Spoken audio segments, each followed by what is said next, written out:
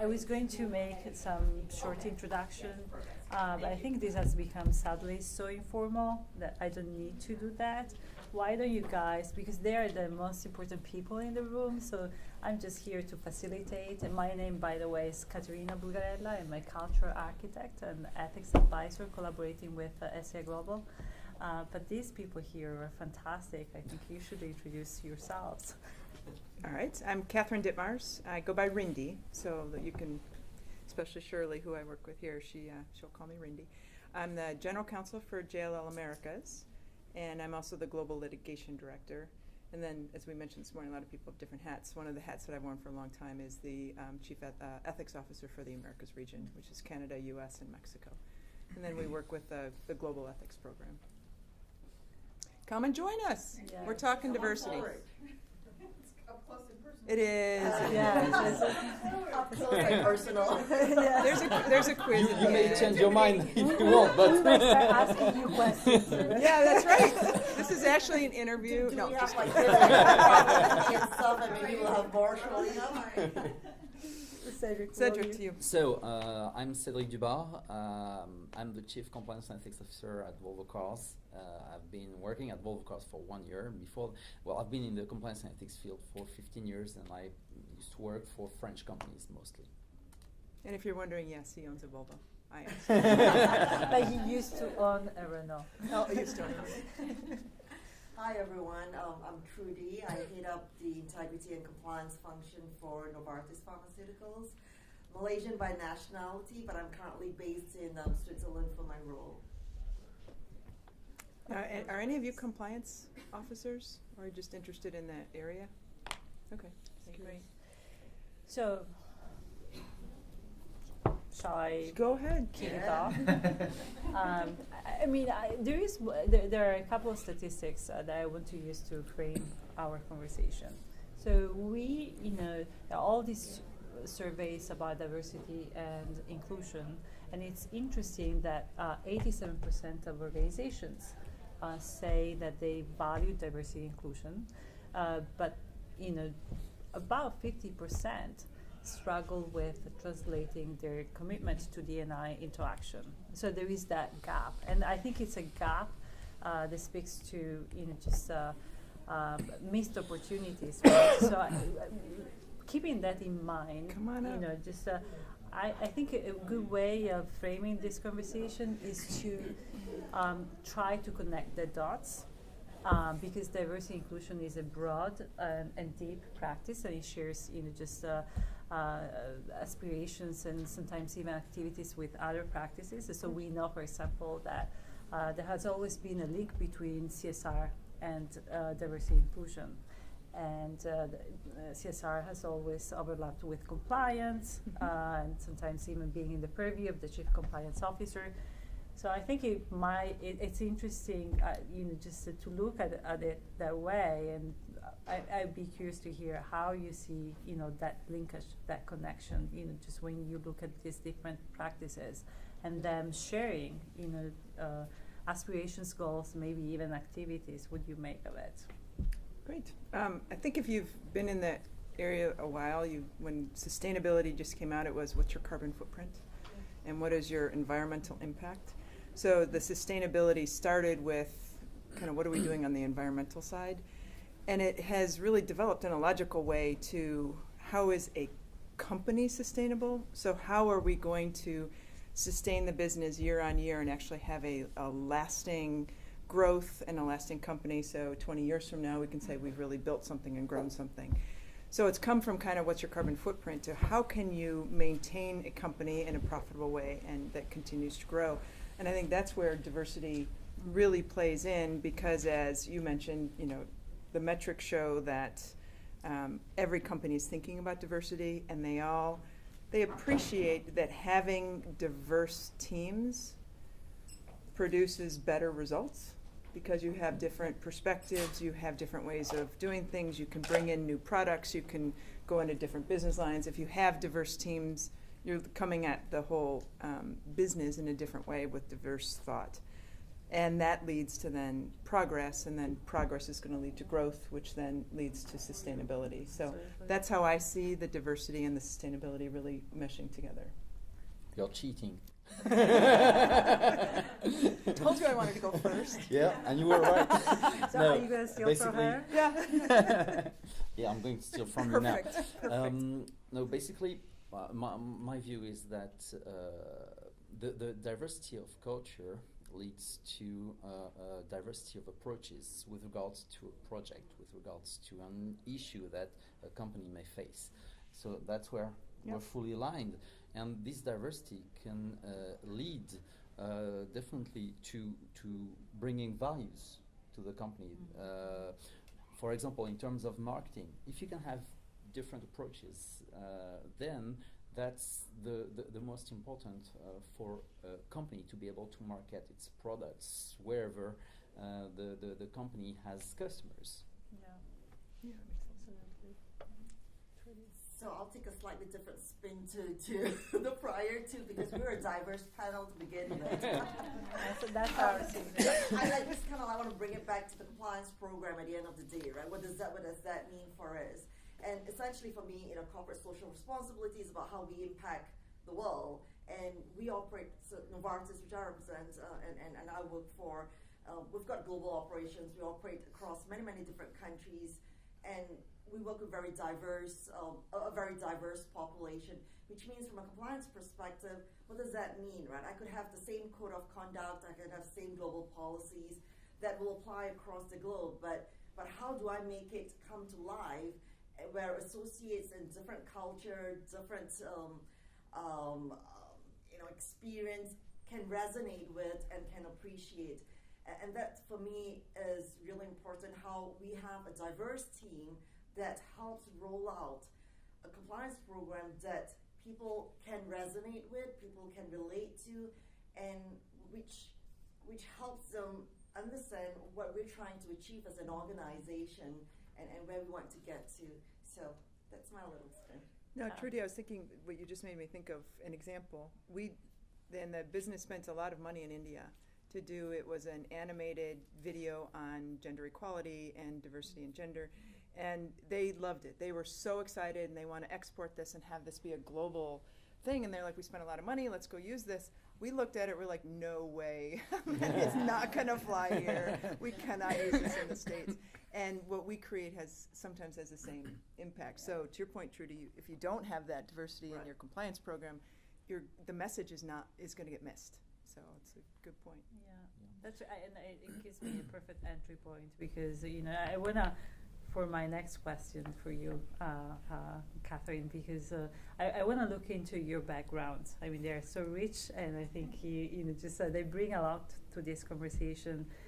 You are responsible for a team that spans across regions, and I'm sure there are differences in practices when you look at these different regions, and those differences matter and are important. So I wonder, from your point of view, when you look to bolster what your team does and the resources you have at your disposal, what is the role of those differences, right? Of that diversity looked in terms of different practices and differences across areas. every In my areas are America, so Canada, U.S., and LATAM. And even within LATAM, between Mexico and Brazil and the greater LATAM, we're going to have different practices. But the market's very different. So what would be an appropriate market practice in Colombia might not be an appropriate market practice for us. And I think the easiest one is when facilitating payments used to be allowed. I mean, now they're not at all. But when it was, is it a bribe or is it a facilitation payment? And it could differ by market. Now the answer is no. And so I think originally we would find, okay, what's the common ground among everyone that we can agree on? That's usually our code. Yeah. So our code of ethics is global, and Mark Oranger, who's the global general counsel for JLL, is sitting right there, and he is mastermind behind that code, but has made it really very simple, but at the same time very complete. So there's, for the global standard, that really is built and established. When you get into markets, it's interesting. Latin America, I don't mean to pick on Latin America, but in some ways they're still very traditional or what we would say old views of gender norms and what gender roles are. So even having me as a boss for some of our folks who are male, there's still kind of oh, you're going to pay for dinner? I'm like, yes, you're not allowed to actually. Under the code, the senior person at the table has to pay for dinner. And they're still like, oh, okay, you're going to pay for a cab? So there's, you run up against some of that, and then you see it in how they're managing their teams. Yeah. So what I try to do is, if you just went in and you imposed American norms, that's not going to work either, because they're just going to be like, you guys don't understand how we do business. So you have to have your global structure that no one is allowed to violate. That is the rule. And then understanding the market, you try to make as many baby steps as you can to try to make sure that there is diversity of thought and that there is, that people are thinking about compliance in everything they do. Markets are different. I'm really stealing the corporate speak from my HR colleagues, but it's a journey. So, and that's each, actually what yeah. it's a journey. So each country is a different place on the journey, depending how long they've been under the JLL roof, how big their business is, how many lawyers they have supporting the business, how complex the business is. So everyone's at a different place on the journey, and you try to meet them there. Yeah. And then try to enhance where they are, so you can bring them all towards the goal, which is that global norm. That makes perfect sense. Trudy, really, going back to your background, you're a native Malaysian. You've lived and worked in Australia, China, Singapore, the US. Now you're based in Switzerland at Novartis. But it's All over. so impressive. How does your diverse background influence your own decisions when it comes to developing teams for a global organization? That's a hard one. I think, on a personal journey perspective, growing up in Malaysia, and I don't know how many people know Malaysia. Show of hands. Thank you. So it's a small country, developing country, 20 over million people. It's I kind of never thought and dreamt that I would be doing what I'd be doing today, but I think, reflecting on the journey and the path that I've taken, I realized that one of the things that has helped and propelled me to explore different opportunities and get out of my comfort zone was the opportunities that was given by, the organizations that I've had the opportunity to work with, the leaders that I've had opportunity to work with that believed in me. And trying to do that in my first couple of roles was actually quite intimidating, because I'll be sitting across, established panels like this, and I'm feeling really intimidated. Oh my God, can I hold myself against the panel? But it also made me realize that, as a personal journey, that being yourself is where you're going to be the best, and that's where authenticity and everything comes in. And for me, my personal journey has made me reflect it differently around, okay, what is the team that I want to build? What are the opportunities that I can give to my team that, where's that hidden gem out there that may not be as eloquent as the next person or whatnot, but has the substance, has the knowledge, has the potential that with the appropriate development, support, mentoring, and opportunity, can be the next leader within the organization.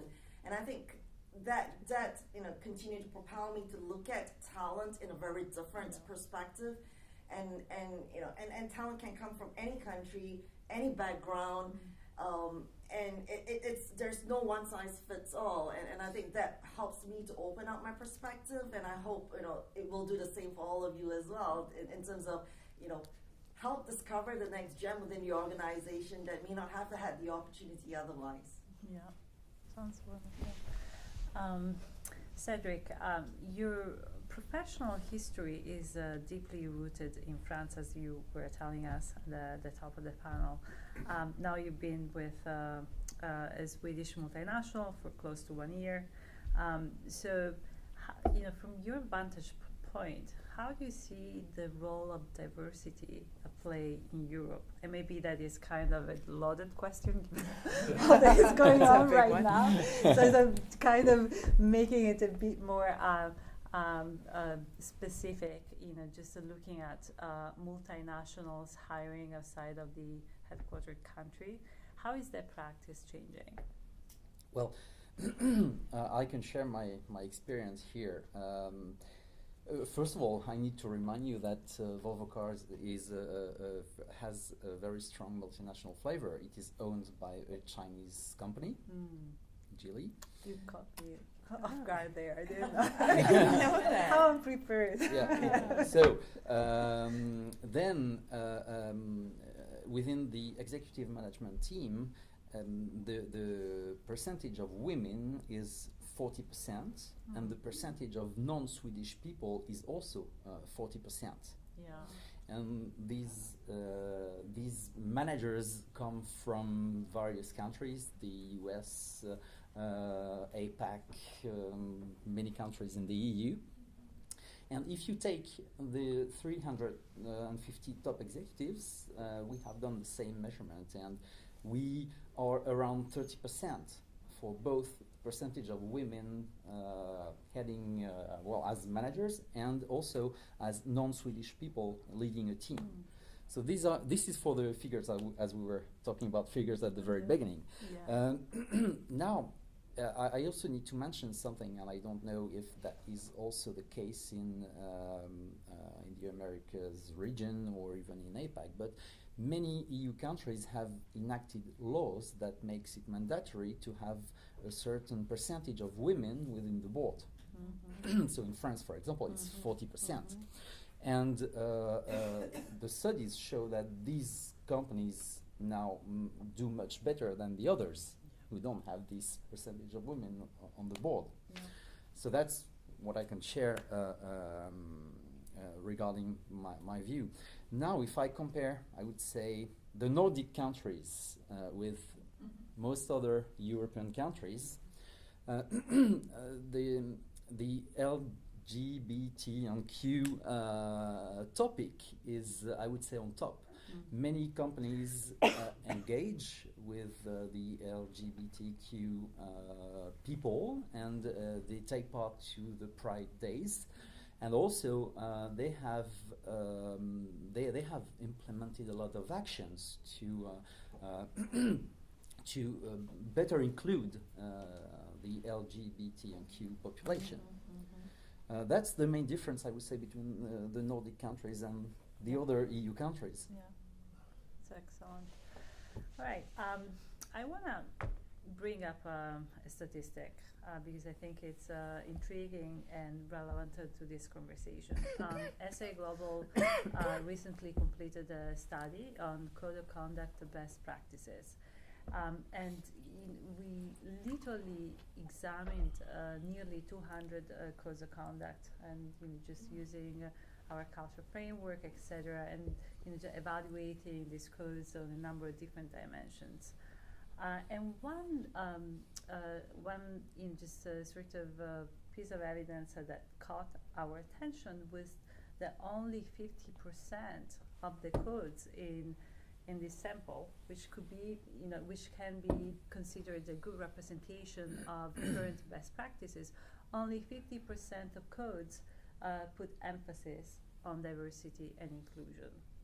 So I wonder if that is a missed opportunity, and I do say that because the code can be a very powerful instrument to shape tone and conduct, expectations, behavioral expectations in organization. So my question, for all of you, is that a missed opportunity, and could we use the code of conduct practice to better enshrine the body of D&I in the organization? I don't know who wants to start, but take it away. I will actually ask a question of the panel, because I think one of the things that when Cedric was talking made me think his diversity is Swedish nationals and non-Swedish nationals. That's not our diversity. I would say most of us are non-Swedish nationals in the room, except for you. Actually, you're French, so yeah. So I think again, going back to global, the code is really something that encompasses everything. We don't have a global definition of what diversity is. So if you focus on, as my, again, quoting my HR colleagues, diversity is counting the numbers, and then inclusion is making those numbers count. Yeah. So it's the problem with focusing on diversity as a number is, what are you counting? So are you counting women? I mean, that seems kind of easy. So I can count women on my team, and I can say, wow, I have more than 60% of my lawyers on my team are women. That's a great number.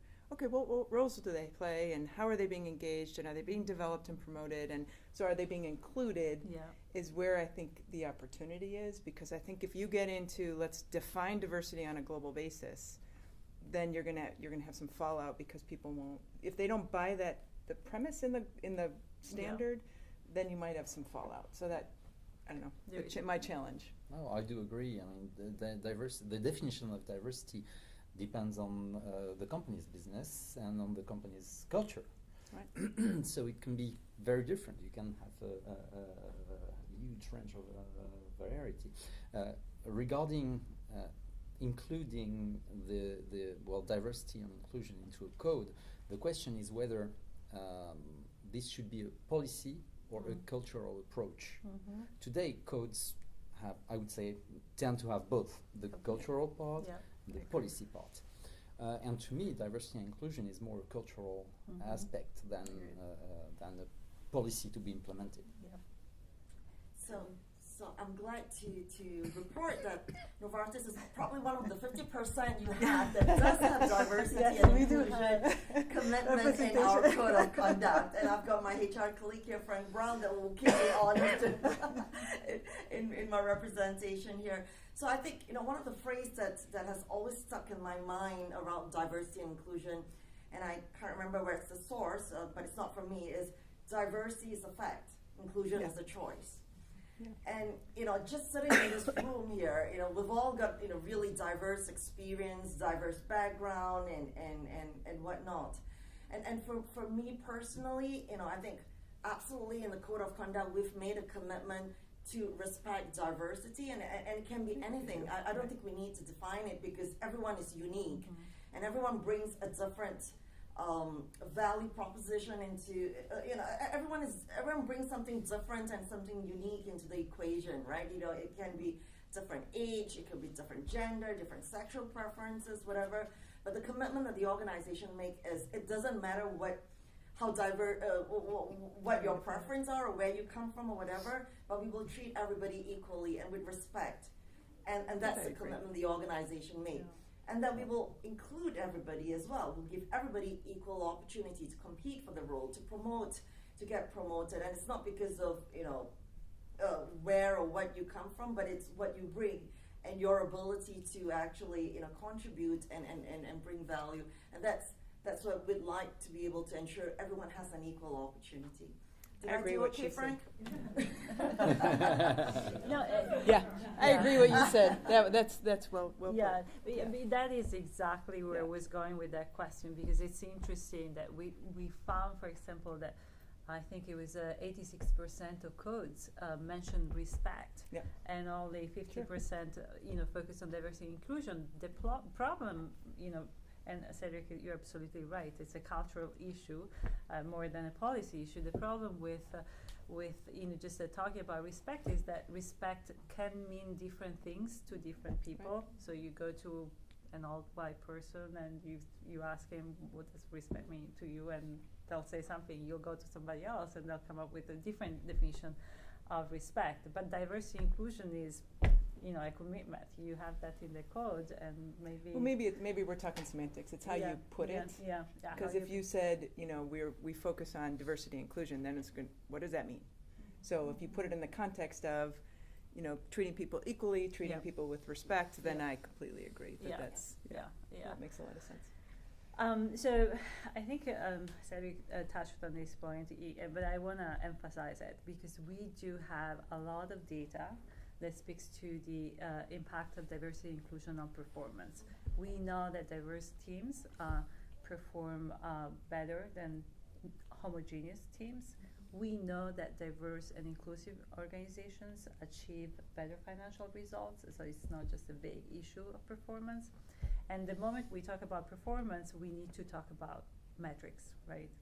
Everybody's metrics obsessed today, and so if we say performance and we talk about metrics, we need to, I need to bring up the issue of measurement with respect to performance, for example, team performance or team leadership from and the angle of diversity inclusion, which makes things probably more complicated because there is also an issue of small numbers. But I wonder if your organizations and our teams have started activities to measure some of these things, and I think it might also be interesting to hear if you've encountered the challenges. It might be helpful for all to hear about your own experiences in that area. Who wants to go first? I'll give it a go. So I think the panel this morning talked about what you measure is what you get, right? Because otherwise it's just fluff. We're saying we'd love to have diversity, everybody's inclusive. In Novartis we do measure. It is a key priority, and we talk about it a lot as a leadership team and across the organization. So there are specific measures. We do recognize that we're not where we want to be yet. If you look at the organization, in any one country, you would have the bulk of the organization is the field force, and then you would have sales managers, and then marketing, HQ, and then corporate functions. And in the field force level, 50%, let's talk about gender diversity in this case. Normally it's 50-50 at the field force level. And as you go up the pyramid, you would have more and more women falling off the rank. And we would say it doesn't make sense, but that's the reality, and that happens. I don't think it's unique for Novartis. I think it's actually quite a common phenomena across industry and across the different industries as well. So I think there is a conscious effort, at least in the organization that I've had the opportunity to work with, to say, okay, what's our commitment as a leadership team, and what's the tone that we're going to set? We need to first know where we are, so we need to have the numbers first, and then look at how do we move the needle, to get the level of representation that actually, is going to be representative of, the patients that we serve, the customers that we work with, and the representation of the employees that we have. In Novartis, we actually have as managers performance objective. 20% of our performance objective is people related, and within that, it talks about how we need to be able to demonstrate how we have fostered a culture of diversity and inclusion. So when I hire, I need to make sure that I have a diverse slate. But and that was being mentioned as an example this morning. But I think the other point that was not mentioned is that the interview panel should also be a diverse slate. Yeah, that's right. Because otherwise you could potentially have an unconscious bias and you end up picking the same. I remember an experience I had in my previous organization where I posted a role and internally, and I had very quickly 10 candidates that applied. And when I look at the 10 candidates, it was 10 white male, and of which 6 of them were called Michael. How more diverse it could be. And I'm like going, okay, I'm not going to start the interview process until I get a diverse slate. So, but it takes a conscious effort in pushing back to say, I'm not going to go with this. I really want to make sure I get a good representation. And similarly now in my current organization, sometimes when I start posting, I get all the lawyers applying for my compliance role, and I'm like going, I've got, I love lawyers and I've got a lot of them, but I need a diverse team with different experience from commercial, from medical, from finance, because that's going to make the team a lot stronger and a lot richer. So I'm forcing that, and my HR colleagues are helping us as well in terms of partnering to say, how do we really get the diverse candidate to begin with, and that's going to make us a much stronger and a high-performing team. Are you saying you can have too many lawyers? Absolutely. We've got a really good and strong legal department, Maria. I think we could do with a bit more of a diversity within compliance. So, earlier I was talking about multiculturalism and gender, and we have targets at group level for all the company. Targets are 35% and 35% for both, and these are the KPIs. And we have a D&I team that follows these KPIs for each function and each country where we are located. And based on this follow-up, all the managers have KPIs to be followed. And you were mentioning the hiring process. We apply strictly, and the managers are accountable for these KPIs together with the HRBP. So embarrassingly, I had to ask my D&I lead for some of this data because I'm a little behind. But I knew we were doing slates, and I know that I see the statistics. And when I was talking to him, he said that one of the issues with metrics, with most of the metrics you get in D&I, is they're backwards thinking. Mm-hmm. So I will tell you how you've performed in the last quarter or in the last year or year on year or whatever. So it's helpful. You can kind of see what your picture is. But if we want to move the needle, we actually have to get in front of the metrics. And so how do you do that? So what they've actually done, which I think is fantastic, is they've engaged our data team and come up with some predictive analytics for if you change these certain behaviors, then you can have an impact ultimately on your D&I scores.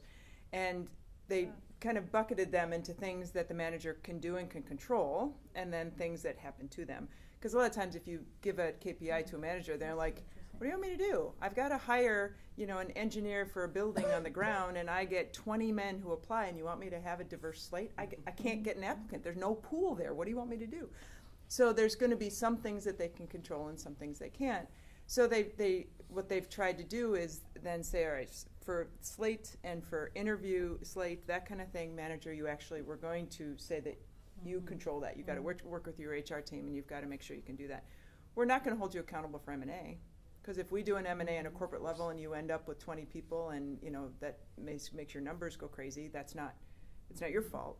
But so kind of differentiating those and then coming up with some actionable steps for the manager to do year on year. No. We don't tend to do here the KPIs because of the affirmative action quota problems that you can run into here. So we tend not to. You set targets and you do year on year targets. So we want a year-on-year increase by a certain percentage, and that's going to be, a target. Yeah. And they generally hold the senior leadership accountable. And if you look at our very senior leadership, we have a lot of diversity on our, in our C-suite, global C-suite, and America C-suite. Where we lack the diversity is in your middle management. And that tends to be where you're not growing the field population when they're 50%, 50-50. I think we're actually more like 45 women. And then the same thing happens. And it's at that level that maybe there's not as much transparency that drops off. So these predictive analytics that are coming out with some steps, like how do you hire, how do you source, getting people engaged in our ERGs, getting them involved in some businesses that we align with, so women's organizations or for minorities to get them the skills that they don't have. To set them up with mentors or sponsors, how do you do some actionable things that can actually impact the metrics going forward? Which will be exciting to see if we can make some real change, because it's a struggle when you look on it year on year and you're like, okay, we're still behind where we want to be again. So what do we do now? So they're trying to do it differently.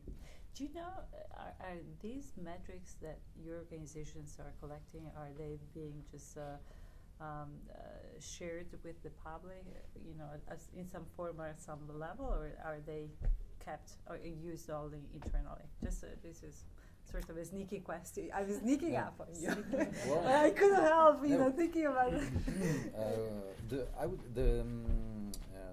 The numbers are kept, but we disclose every year in our annual report where we stand with regards to our KPI. Okay. If you don't know, it's okay. It's totally okay. I know that I'm just 5 months into the company. It's just I later. Okay, so I want to pause for a moment to see if there are questions because this is a conversation. Great. Now you see companies getting much more sophisticated and talking about all these issues, which is great. But to me, the important thing is how they spend their money.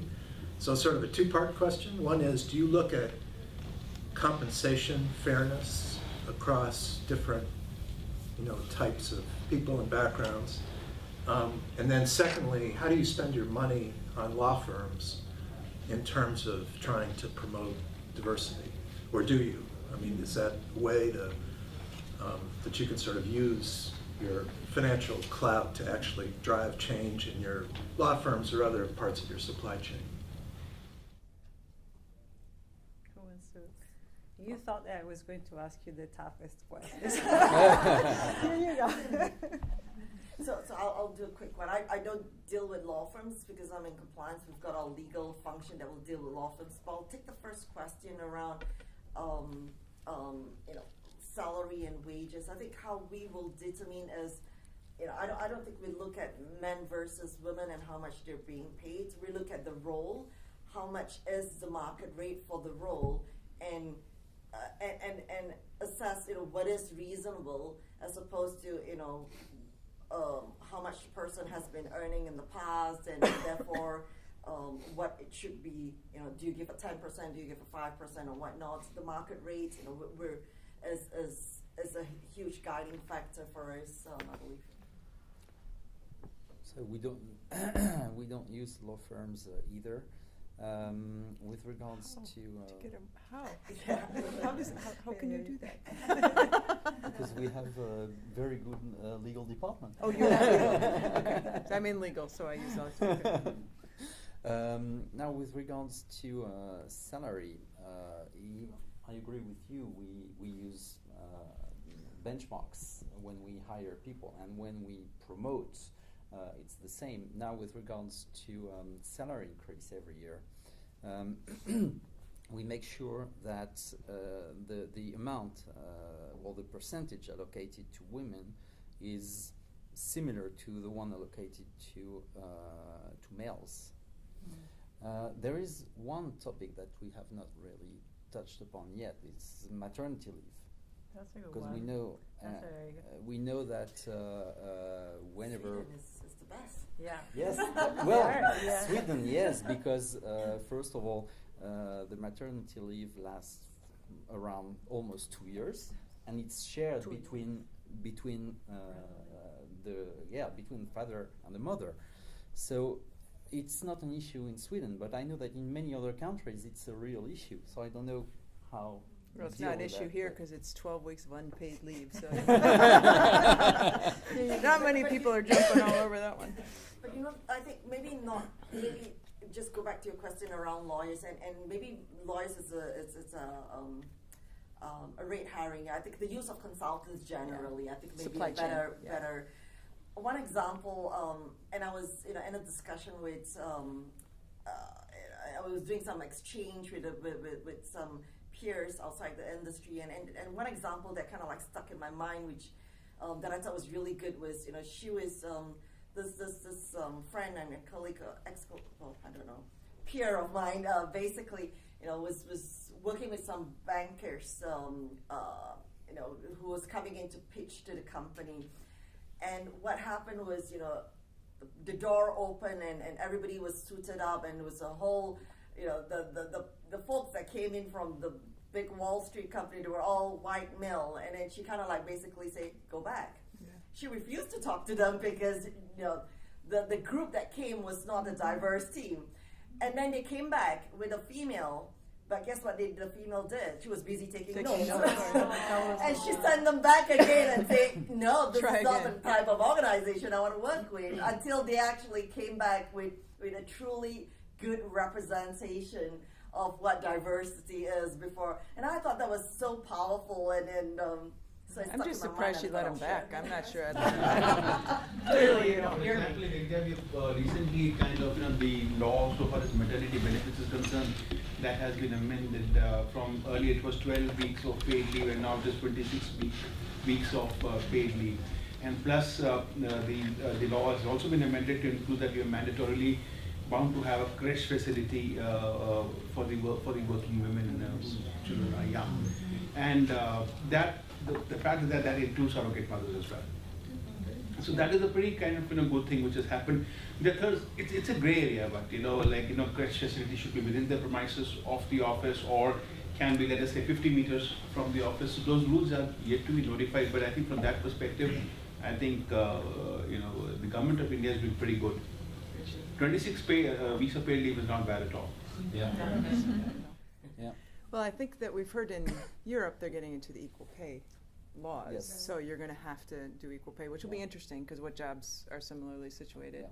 I think at JLL, we have a new CHRO, new head of HR for the last 2 years, and she has made a much more dedicated effort to look at the equal pay because they didn't have a handle on the data.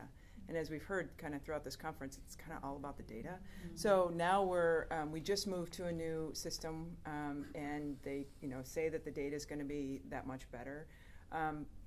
But they, for my own group and then for HR within their own groups, right now it sits with them to make sure that there is the equality of pay. And then they do an overall view to see, where within a job category, which is so broad, so it's got to make it so it's something that's meaningful. So it's just a little hard still.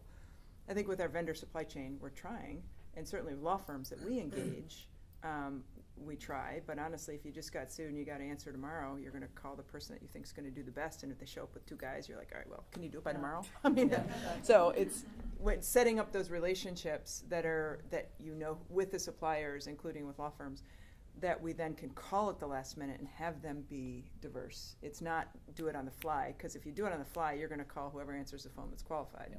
But if you create the relationships and really build them, then when you need them, they're available. All right, I'm gonna. Was there a question though? I had one. Oh, sorry. Wait, but in the beginning of the panel, it was kind of agreed upon that diversity and inclusion is this journey, and everyone's on it, and it's a challenge and something that's certainly grown in awareness and gotten better recently, but it's a journey nonetheless. Do you think that it's possible to reach a destination and to cross the finish line and to get to a point where you're finished, like you did it? Or is it constantly going to be a new challenge, something different that comes up where you're going to have to adapt? So I'm optimistic, so I'm hopeful. Okay.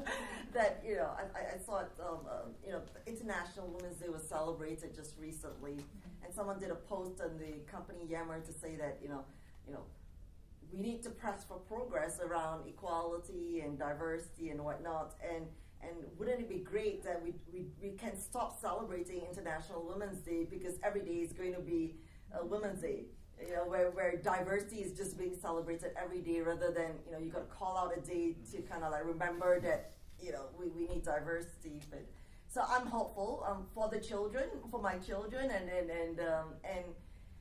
for the future generation that we will get there. I don't know how long it'll take, but I'm optimistic. Well, loaded question. I'm also optimistic, but not as optimistic as you are. I believe it will take decades before we reach equality in the remuneration, gender equality, etc. But I'm sure we will make it someday. And it also depends on, I believe, on the cultural aspects. It depends on the country where you are. I think that's right. Well, and I think you're also going to have diversity in diversity. So we're talking now about gender diversity, and I'm hoping, in the next generation, I think that's too optimistic, but say it's in the next generation that you have more gender parity and that we get past the equal pay and you get past the opportunities, then you still have to push diversity of thought and diversity of perspectives, because it's human nature to gather yourself around people that are just like you because they're comfortable. And if we want to grow businesses and we want to make them more successful, you got to push past that. So it goes back to the definition of diversity, taking out beyond minorities and women, and what does the next diversity look like? It might be something else. So. And I think the tricky part is also that you might get diversity in your organization, but then unintentionally force people to conform with a certain way of doing things, right? So there is a way of talking, there is a way of communicating, there is a way of relating to each other. You mean not sexually harassing each other? And well, I'm not talking about if that could be a norm, that would be okay. I'm not talking about those things, but it's more like, which is just a way of defeating diversity and not achieving inclusion. But I did like his comment today at lunch, which was, don't bring your authentic self. The 100% of your authentic. The political side. So let me challenge that a little bit if I can, because I get it, But the issue I was going to ask about is whether you guys spend any time dealing with, I guess, less formal approaches, or less kind of structural issues to the diversity questions, right? And I have two things in mind, and I'm trying to figure out how to deal with them. Like in my environment, we have some managers who are just notoriously horrible about time, right? And especially end of the day, which is not a gender-based issue, except for the fact that disproportionately affects the moms mostly who have kids, who have to go, right? And so, like, when you're looking at, reasons why people are going to drop out, and I don't have the statistics around it, but anecdotally I can tell, right, that there are people who just, fear dealing with certain managers, right, because they know that if you walk into a meeting at 5 o'clock, you're not going to get out, right? And I'll walk out, but they probably won't, right? Second example I have, and the difficulty I had around not bringing your politics to work, I think that there is some inherent liberalism in some of the basic ethical standards that multinational companies are imposing, in the environment, right? And that's the part that I think is difficult. And so, like, we have places, and again, I see it with ethics referrals, where there's a kind of a cultural assumption that women who are talking to a male, supervisor outside of 8 to 5 work hours must be having an affair, right? And so how do you I'm trying to figure out how to deal with that, because it's rampant, and you have these low-level anonymous referrals that are just toxic, and I'm trying to figure out how to get at it, right? There's nothing to investigate, but they keep propagating. I'm trying to figure out what the best way is to try to get at that. It does seem to be more about a cultural issue that you're dealing with trying to deal with in terms of communication. I'm sure there's some other people who'd have ideas that are dealing with this all the time. What's the rule that it is not allowed to talk to another sex after work? No, it's the perception. What's the problem, right? The perception Like, is that is the policy that you cannot, date your coworker? No, the perception is, so what will happen is that the ombudsman's office will get a referral that says, this person must be sleeping with their boss because they got a promotion that I didn't, or I saw them talking after work, right? And the sorts of things that are just normal for males in the workplace, and are, part of the informal, promotion, And the networking problem you have process. is right? managers won't ask the women out for a drink after work. Well, what are the people going to say? And so that woman is not getting the benefit of getting that personal relationship with her manager because she's being excluded from that kind of networking. So to your point, it's not wrong. It's just there's such a worry over the perception of it, and that's where you somehow got to get to the culture and the communication. It's very And We started doing because we had both things happening. We had people saying, "Oh, they're talking now, it's getting fair." Yeah. But they also post the Me Too. We had men suddenly going, "I'm not going to talk to anybody." Yeah. And I mean, frankly, most of the higher level leaders in our organization are men, and if you cut off their ability to talk to women, the women are missing out. So we said, we want you to keep talking. Just do it in duos. Talk to 2 women at a time. And that's made a huge difference where people go, okay. Because it also takes a lot of pressure off the other person to carry on the conversation and get to talk to the leader. I also But think that there is a I think perfect so long place. as the concerned person is not in your department, I think is there a problem? No, There's perception. it's a perception. perception. Yeah. I was going to say, I think that is a good example of why sometimes metrics that can be overused could be, in fact, incredibly helpful. Because if you have the right metrics, first of all, they can help to readdress the cultural issue. And at the same time, they can also help you when you find yourself in the position to have to, just to follow up a referral that is problematic, etc., right? Because if you, it's just a matter of collecting the right measures and focusing on the right behaviors and then tracking other things related to performance. But I think that can be very helpful, if it makes sense. If you see, I'm trying to figure out what metrics that you would collect for that. I think you need The promotion, the promotions, go ahead. performance, etc. But also, I would go with cultural metrics. Exactly, engagement and behaviors and and all of that, right? So if it's a networking issues or not, etc. Yeah, I mean there are things that you can tease out with the right type of measures, probably. I was going to say, I absolutely totally agree. And communication of those metrics, I think, is important. And an example would be communicate how do you promote talent in your organization. So there's not this perception that if I have a conversation or an after-hour drink or what have you, that it's associated with promotion. No, promotions, and make it widely known. This is how we value and treat our talent. And so when you have these situations here, don't be afraid to essentially talk about it. Put it on the table. Here's what we believe in. Here's what we do. Here's what we stand for. And here's what we don't.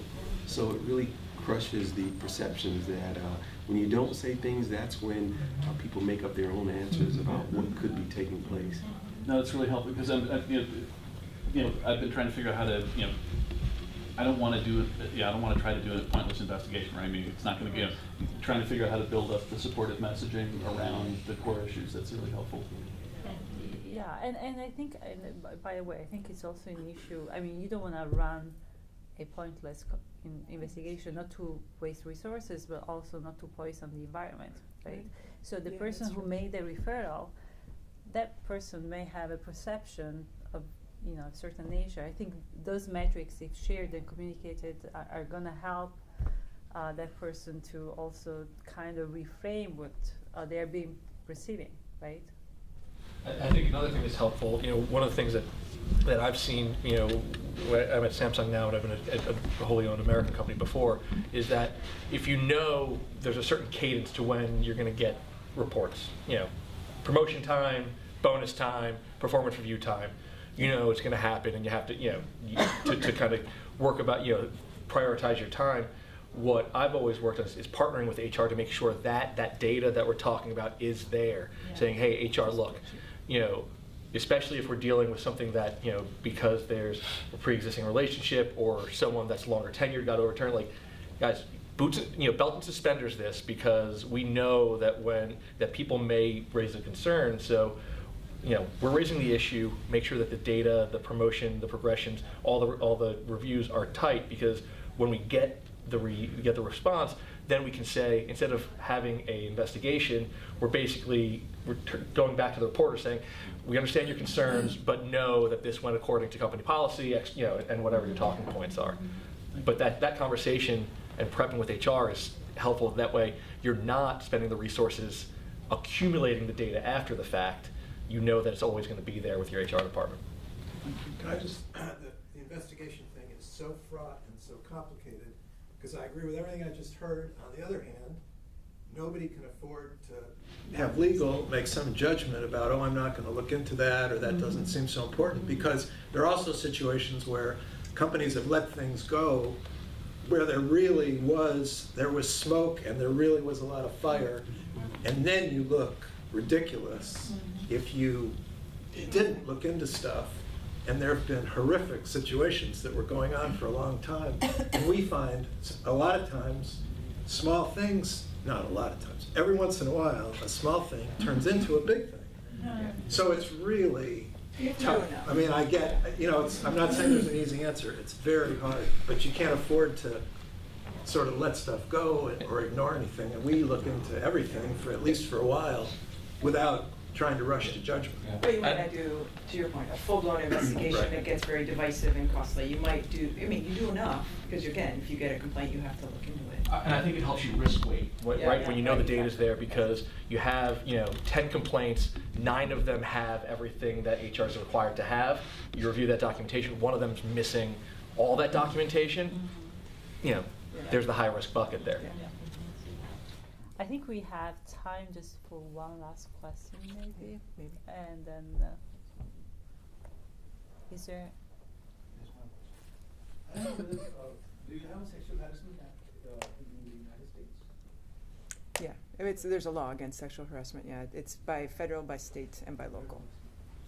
And what typically happens when, as the ethics officer, when I investigate a sexual harassment complaint, we follow the Sexual Harassment Act. Most of the time, it becomes difficult for us to come to a definite conclusion whether an actual harassment happened or not. Now let's talk about this room. There are no cameras here. Oh, I don't know whether there are. kind of things take place in private usually, and there is no corroborative evidence. So I know it becomes difficult for us to conclude as to whether somebody is at fault or not. Then we get into some kind of corroborative evidence, see what is the his reputation like, and so on and so forth. I mean, what has his behavior like?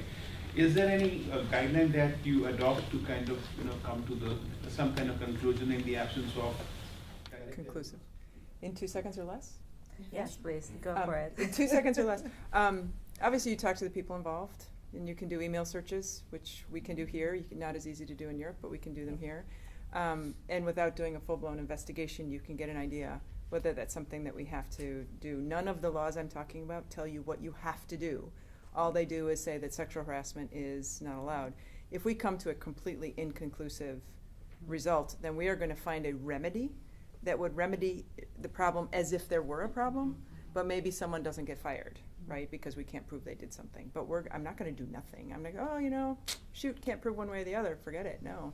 To Mark's point, if there's smoke, there may be fire. So we got to do something to make sure. If it were something, we can't prove it, but if there were, it We can't look at recent continue. reports just with like the Dallas Mavericks and what they didn't do. They didn't do anything. They didn't do anything. You can't do Especially nothing. for Right. performance appraisals, just before performance appraisals. Right.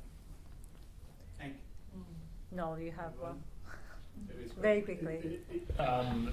Any kind of hard science you're looking at in terms of effect of diversity on team performance? We do on our win rates. So we actually track win rates by the diversity of the pitch team. So we can show that our diverse pitch teams are winning at a greater rate than the non-diverse teams. So we keep stats. That's a great Yeah. metric. Yeah. Oh, it's really powerful. It's an inclusion metric. Mhm. too. It's not- Yeah, exactly. So do you have any other? Don't have specifically because the team is so significantly diverse already. I don't have a control group from a compliance Oh, nice. perspective. Yeah, same for me. The team is really diverse in terms of gender, But multiple yeah. tribes, and we're lucky. No, I think the companies that you guys work at with are incredibly, just accomplished when it comes to We're trying, yeah. D&I practice. I know it because I was preparing for this panel. I started doing all this research. Oh my God, You're doing a lot. I mean, this is so inspiring. I think I'm gonna, just close it here, and I wanna thank you, Catherine, Cedric, and Trudy for being so insightful and generous with us. And I wanna thank you all for being thoughtful and engaging, such thoughtful and engaging partners.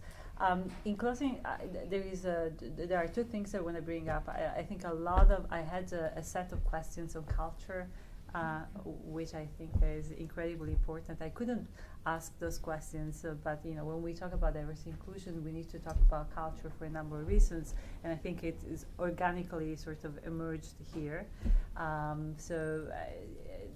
It makes it's worth keeping in mind, for example, that it's diversity, inclusion, culture, and ethics, and diversity inclusion offers companies today a platform through which they can demonstrate their ethical orientation.